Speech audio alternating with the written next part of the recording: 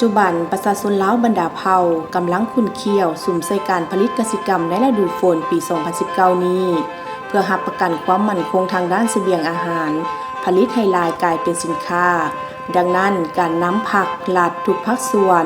ได้เอาใจใส่สุขยุ่ส่งเสริมทางด้านต่างๆเช่นการตอบสนองด้านแนวพันธุ์พืชแนวพันธุ์สัตว์การตอบสนองน้ำชลประทาน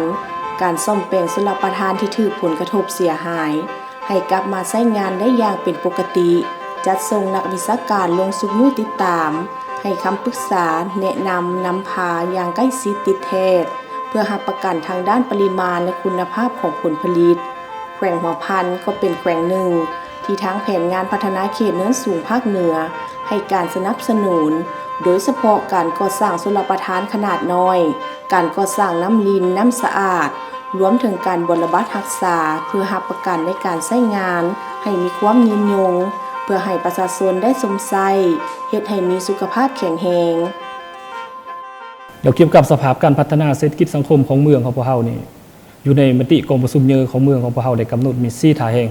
ต้นต่ออันที่1เป็นท่าแห่งทางด้านการปลูกฝังเลี้ยงสัตว์2เป็นท่าแห่งทางด้านหัตถกรรมตำหุกทอไม้3ก็เป็นท่าแห่งทางด้านการบริการทางผ่านเนื่องจากว่าเมืองเฮานี่มีชายแดนติดกับหลายเมืองและก็อันที่4ก็มีท่าแห่งทางด้านการท่องเที่ยวมีทางประวัติศาสตร์ธรรมศาสตร์และวัฒนธรรมผมเมืองสวนนี่ก็มีหลายแหล่งท่องเที่ยวที่จะสามารถพัฒนาเป็นแหล่งท่องเที่ยวทางด้านประวัติศาสตร์ก็คือธรรมศาสตร์เพราะว่าเมืองเฮาเนี่ยติดพันกับการต่อสู้กุศลหลายหู้เคยติดพันกับการต่อสู้เนาะอันนี้พวกเราได้กำหนดเป็นท่าแห่งการผ่านการจัดตั้งปฏิบัติโดยอิงเสือท่าแห่ง4ท่าแห่งของเมืองอยู่ในระยะ5ปีพวกเราก็มีผลสำเร็จเป็นต้นอยู่ในปี 2018 นี่ผลิตภัณฑ์ภายใน GDP พวกเรานี่บรรลุ 91.58 ตึกกิบอยู่ในปี 2018 รายเฉลี่ยต่อหัวคนนี่5,253,000 กิบและอัตราความทุกข์ยากของประชาชนนี่พวกเราได้สู่ส้นแก้ไขถือว่าอยู่ในปี 2014 นี่มีอยู่ 48.55% อัตราความทุกข์ยากของจำนวนครัวเรือนแต่มาฮอดปี 2018 นี่พวกเรายังเหลือ 15.95% ของจำนวนครัวเรือนทั้งหมดถือว่ารุนแรงเดี๋ยวเกี่ยวกับการพัฒนาเนาะทางด้านพื้นฐานโครงสร้างก็คือพวกฐานเห็นเมืองพวกเราก็ได้รับทุนจากรัฐบาลในการก่อสร้างพื้นฐานโครงสร้างอยู่เมืองสวรรค์นี้เป็นต้นก็เป็นถนนหนทางครัวแล้วก็ตึกสำนักงานองค์การต่างๆอยู่ในมูลค่า20 ล้านดอลลาร์สหรัฐถือว่าผ่านการจัดตั้งปฏิบัติมาก็มีหลายอันเป็นปัจจัยใหม่ต้นก็ถือว่ามีสำนักงานองค์การที่แน่นหนาถาวรอยู่ให้พนักงานได้เฮ็ดเวียกเหตุการณ์อันที่2มากับพื้นฐานโครงสร้างอยู่ในเทศบาลนี่จะต้องเป็นถนนหนทางหรือว่าโรงเรียนโรงหมอต่างๆก็เลยรับการพัฒนาหลายขึ้นเนาะอันนี้ก็เป็นปัจจัยหนึ่งที่ดีสำหรับเมืองของพวกเราซึ่งเป็นเงื่อนไขสะดวกในการพัฒนาเศรษฐกิจสังคมแล้วก็อยู่ในเมืองของพวกเรานี่จำนวน34บ้านถือว่ามีเส้นทางเข้าถึง 100% ได้ถือว่าสามารถไปได้2ฤดูโครงการก่อสร้างน้ำสะอาดหวานลงโมปลาเนาะกลุ่มรวมฟาดเมืองสวนแขวงหัวพันซึ่งเป็นโครงการหนึ่งที่ได้รับทุนสนับสนุนจากโครงการสาลีข้าพเจ้าก็เป็นผู้หนึ่งที่อยู่ในคณะชี้นำโครงการเนินสูงในเมื่อก่อนต่อมาก็เป็นโครงการพื้นฐานโครงสร้างขนาดน้อยสั่นโครงการตัวนี้ข้าพเจ้าร่วมแล้วข้าพเจ้าขอตีราคาว่าก็ได้ประกอบส่วนของในการสร้างสรรค์พัฒนาเศรษฐกิจสังคมของเมืองหลายสมควรเว้าร่วมเว้าเฉพาะก็เป็นการแก้ไขความทุกข์ยากของประชาชนเพราะว่าพวกเฮาก็ได้ลงทุนใส่เกี่ยวกับติดพันกับการแก้ไขความทุกข์ยากของประชาชนจะเป็นของเมืองบ่รับประทานบ่น้ำสะอาดบ่ล้วนแล้วแต่เขาซื้อโครงเขตที่มีความจำเป็นเนาะภายหลังที่การก่อสร้างสำเร็จแล้วเพื่อเฮ็ดให้การคุ้มครองน้ำเสบริหารน้ำจัดการน้ำอยู่ในบ้านได้มีประสิทธิภาพได้มีประสิทธิผลสั่นพวกเฮาได้มีการชี้นำคุ้มครองนี้อันที่1พวกเฮาได้ชี้นำคณะพักอำนาจการปกครองบ้านและนำพระอำนาจถือว่ามอบความรับผิดชอบองค์การปกครองบ้านนำพาประชาชนคุ้มครองปกปักรักษาน้ำเสโดยโกงเลยเนาะเดี๋ยวมอบคาดเลยมือไปครับมอบภาพพวกเฮาก็ได้เว้ากันถือว่าเฮ็ดได้สิดีการบริหารจัดการเนี่ยก็มอบผู้ชายเป็นของผู้ชายนี่อันที่1พวกเฮาได้มอบคาดตัวและอันที่2นี่พวกเฮาได้แต่งตั้งคณะรับผิดชอบคันบ้านขึ้นโดยแม่นเมืองเป็นผู้เซ็นเนาะขอตกลงเพื่อรับผิดชอบคุ้มครองบริหารจัดการน้ำอยู่ของบ้านแล้วบรรทัดที่3นี่พวกเฮาได้สมทบกับบ้านเนี่ยสร้างกฎระเบียบในการคุ้มครองน้ำเสปกปักรักษาถือว่าบ่มีระเบียบก็สิบ่ได้ในการคุ้มครองที่เฮามาคือสร้างระเบียบขึ้นโดยประชาชนอำนาจการปกครองเส้นยังยืนรับผู้นำผ่านประชาชนเนาะแล้วบรรทัดที่4เนี่ยถือว่าได้สมทบกับบ้านนั้นค้นคว้าให้เขาเจ้าสร้างกองทุนเป็นกองทุนนึงไว้ให้ฉุกเฉินเวลามันเพสมแปลงเล็กๆน้อยๆถือว่าจะบ่ให้เสนอฮอดขั้นถึง บางเทื่อมันโคโตมันแตกบ่โถมันแตกบ่เล็กน้อยข้าเจ้าก็ฮักแปลงเดี๋ยวนี้ข้าพเจ้าก็ฮู้ว่าเขามีกองทุนจำนวนนึงแต่ข้าพเจ้าก็กำบ่ได้ว่ามีเท่าใดเนาะมีกองทุนจำนวนอันนี้ก็ถือว่าเป็นอันดีที่ว่า3-4อันนั้นพวกเฮาได้นำพา4นำประชาชนเฮ็ดแล้วสังรวมเลยว่าสภาพการคุ้มครองน้ำใช้น้ำของบ้านนี้ก็ค่อนข้างเฮ็ดได้ดีอันนี้ก็ถือว่าทุกมื้อนี้ก็ถือว่าสมเทียบคือ15ปีขึ้นหลังนี่ก็ถือว่านับแต่น้ำดินนี่มาซื้อก็ถือว่าสะดวกหลายในก็เฮาก็มีแผนเกี่ยวกับปีนึงนี่เฮาได้เก็บต่อหัวคนนึงนี่ถือว่า 1,000 กีบแต่ก็ถือว่า500คนนี่ก็ถือว่าได้ 500,000 ต่อปีเก็บไว้เพื่อเป็นกองทุนที่ว่าน้ำดินในช่วงระยะเพราะว่าเขตเฮานี่มันเขตผู้ด้อยเนาะแต่ละปีนี่มีบางปีนี่ที่ว่าฝนตกหนักมันอาจจะมีผู้เจือนดินเจือนลงแล้วที่มีปัญหาแต่ต้องเกี่ยวกับหัวงานหรือว่าพอน้ำค้านเนี่ยก็มีแต่ว่าสมเสริมแต่อันนั้นปัจจุบันนี่ก็ที่ว่า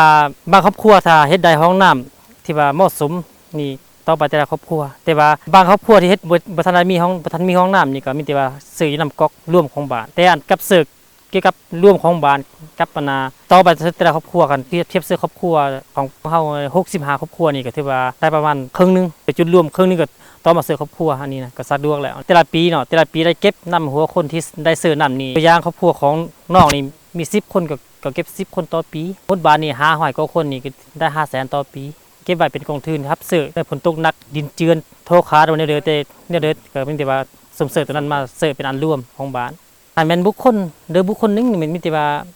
คันเฮ็ดแบบว่าเป้นี่มีแต่ซื้อแทนมาเสิร์ฟคือได้เสิร์ฟคือเก่าแต่ว่ากอกน้ำอยู่แต่ละกอกนี่บ้านเฮามันมีอยู่ใน4หน่วยเนาะ4หน่วยแล้วเขาก็แบ่งว่าหน่วย1หน่วย2หน่วย3หน่วย4เสิร์ฟกอกนี้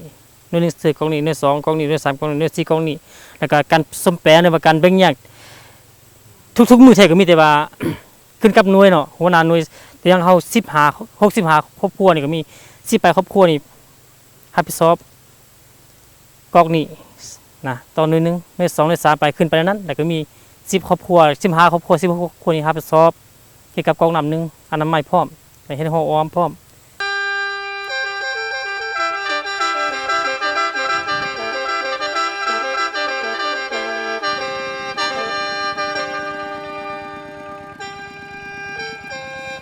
มาถึงปัจจุบันนี้ทั่วแกว่งหัวพันสามารถกักเกี่ยมดินไถหุดนาการตกกาได้แล้ว100 ส่วนห้อยการปักดำสำเร็จแล้ว70 ส่วนห้อยมีบางเมืองก็สำเร็จ100 ส่วนห้อย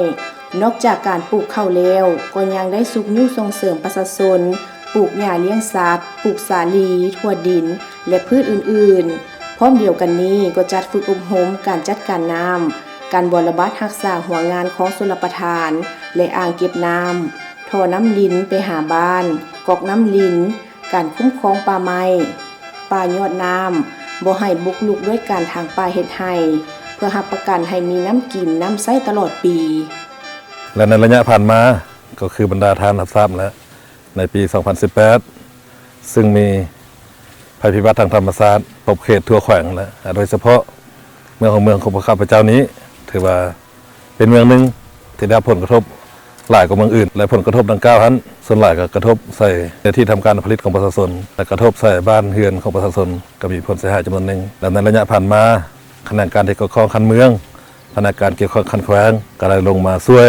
ในการขึ้นแผนเพื่อเสนอให้รัฐบาลฟื้นฟูผลเสียหายดังกล่าวผ่านการเสนอให้รัฐบาลก็คือสภาแห่งชาติก็คือสภาผู้แทนคันแขวงและมาฮอดปี 2019 นี้รัฐบาลก็ได้อนุมัติงบประมาณจำนวนหนึ่งเพื่อฟื้นฟูบรรดาภัยพิบัติต่างๆโดยเฉพาะกำลังเวียงงานสำหรับประธานเพิ่นอนุมัติมีอยู่9โครงการและก็เนื้อที่นาเพิ่นก็อนุมัติอยู่ประมาณ81เฮกตาร์แล้วก็มีมูลค่าก็ประมาณ2ตื้อกว่ากีบและต่อกับการจัดตั้งปฏิบัตินั้นภาคส่วนเกี่ยวข้อง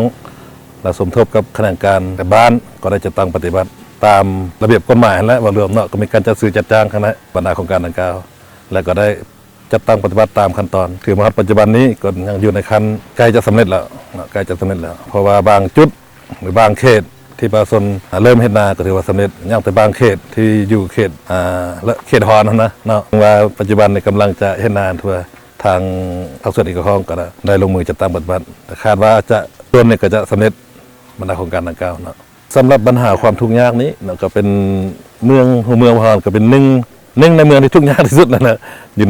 ในประเทศเรานะโดยเฉพาะอยู่ในภาคเหนือเราโดยเฉพาะอยู่แขวงกระพันเนี่ยเนาะตามสถิติที่ศูนย์เก็บกรรมสถิติขั้นแขวงเนี่ย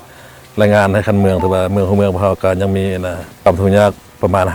53%สังรวมแล้วบรรดาครอบครัวทุกข์ยากนี่ก็กลัวมันจำนวนส่วนหลายแหละของครอบครัวของเราการพัฒนาพื้นฐานโครงสร้างของเรานี้เนาะก็ได้แน่ใส่ปัญหาที่หนึงก็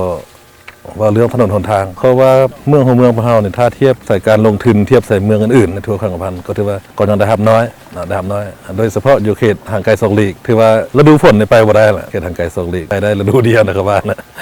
เดี๋ยวนี้จำนวนบ้านอยู่ใน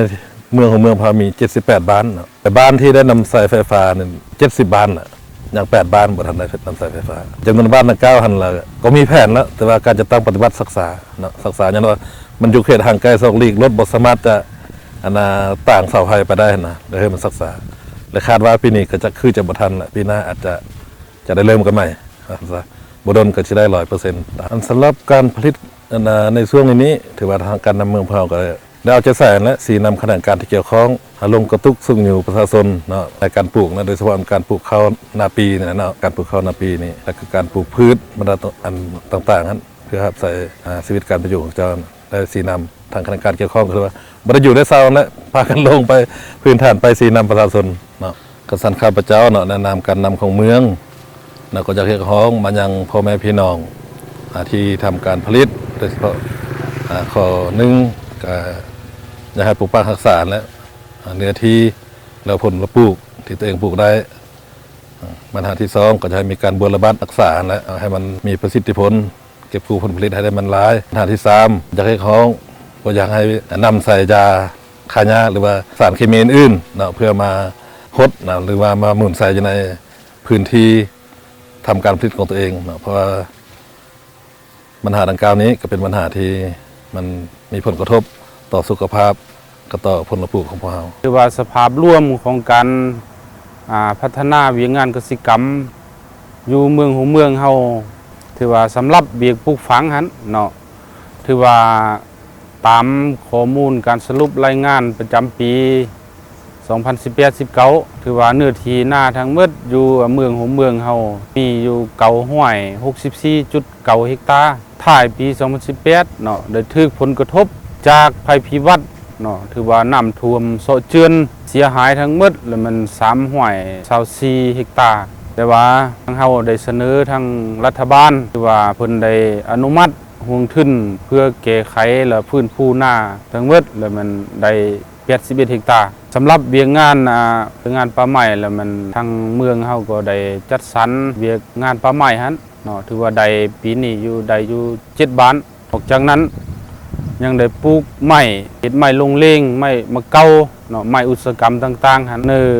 วันที่1 เดือน 6หันว่ารวมทั้งหมดได้อยู่22 เฮกตาร์ถือว่าเวียงงานเลี้ยงสัตว์หันถือว่าช่วง1 ปีผ่านมาหันแล้วก็อาศัยโครงการที่ช่วยเหลือแลเราทั้งของการเกษตรกรรมเฮาได้เล็งเรื่องการจัดตั้งกลุ่มมีการสนองเรื่องเล็กน้ำหัวอุปกรณ์ที่หัวสวนหญ้าแนวพันธุ์หญ้าและงบประมาณจำนวนหนึ่งคือครอบครัวที่เข้ากลุ่มการผลิตเจ้าโดยยิงตามแผนแล้วเนาะถือว่าเวียงงานการติดตามสูงอยู่ถือว่าพวกเฮาก็ได้เฮ็ดปกติต้นแม่นเผาระวังเรื่องพยาธิระบาดเนาะเป็นบงเป็นนั่นกินข้าวบ่กินสาลีบ่กินพืชของประชาชนหั่นนะแล้วก็ติดตามเรื่องการเสิร์ฟน้ำปล่อยน้ำชลประทานนี้เนาะเพื่อพื้นที่ทำการผลิตอันได้ทั่วถึงปีนี้เฮาเฮ็ดนาหลายแท้ว่ะก็บ่หลายนาเฮาประมาณครึ่งเฮกตาร์นี่มาฮอดปัจจุบันนี้เฮาดำแล้วหรือบ่ดำแล้วล่ะโดยรวมแล้วบ้านเฮานี่การดำนานี่แล้วหลายแล้วบ่หรือว่าแล้วเป็นส่วนใหญ่บ่ล่ะแล้วหมดแล้วยังแต่นาน้ำฟ้าถ้าฟ้าฝนตกจึงได้ดำบ่อนอื่นมีน้ำแล้วก็ดำแล้วล่ะอันน้ำเรื่องชลประทานเรื่องอย่างใดปีนี้เป็นอย่างใดสะดวกดีบ่หรือเป็นอะไรเรื่องน้ำเรื่องไหนชลประทานสะดวกมันมีเขื่อนน้ำเปิ้นเด้ทางน้ำแว้งเพิ่นก็เฮ็ดเขื่อนเฮ็ดอันไฟชีมังเฮ้อ ก็ดีล่ะทันสมัยอยู่ปีนี้ ได้น้อยอ่ะอันนี้เข้าบุนาบุงามได้แต่20เปานึงประมาณ22เปานึงบ่ฮอดไรบ่เนี่ยข้าเฮ้ยเขาอยู่นี่ไปฮอดเฮ้ยเดินนั่นน้อยเนาะนารวมนาขปัน ยังงามเลยเนาะ บ่มี โอ้เป็นนารวม ทางบ้านปันเป็นนารวม โอ้เฮาบ่มีเนื้อที่ อืม เฮาบ่มีเนื้อที่เฮ็ดการผลิตเพิ่นแบ่งให้ เพิ่นแบ่ง ก็กุ้มบ่ล่ะกุ้มกินบ่ปีนึงครอบครัวเฮา บ่ก้มเขาเฮ็ดให้เสิร์ฟตึมก้มตึม ได้เฮ็ดให้ 5-6 คนพัวพัดอยู่ไปเวียกกระไดเฮาเห็นว่าเฮาบ่เฮ็ดให้เสิร์ฟตึมแล้วบ่พอกินเฮาตั้งพอกินแตนาเขาแล้วบ่พอเขาเฮ็ดให้เสิร์ฟตึมจังพอ เพื่อเฮ็ดให้เวียกงานการผลิตกสิกรรมและป่าไม้ฤดูฝนปี 2019 มีประสิทธิภาพและประสิทธิผลสูง ทั้งรับประกันความมั่นคงทางด้านเสบียงอาหาร ผลิตให้หลายกลายเป็นสินค้า การปกปักรักษาป่าไม้สุขยุ่ส่งเสริมประชาชนลาวบรรดาเผ่าที่มีท่าแห้งบ่มโซน โดยเฉพาะเขตผู้ดอยแม้นมีมูลเชื่อในการเลี้ยงสัตว์ มาถึงปัจจุบันนี้หน่วยงานเลี้ยงสัตว์ ได้เข้ามาสุขยุ่ส่งเสริมให้ประชาชนปลูกหญ้าอาหารสัตว์ เลี้ยงสัตว์ถูกต้องตามเทคนิควิชาการเฮ็ดให้สัตว์ตุยผีดีงาม ขายได้ราคาดีเฮ็ดให้ประชาชนก็คือชาวเกษตรกรผู้ที่ทำการผลิต มีรายรับเข้าสู่ครอบครัว สามารถหลุดพ้นออกจากความทุกข์ยากเทื่อละก้าวตามแนวทางนโยบายของพรรคและรัฐบาลวางออกให้ปรากฏผลเป็นจริง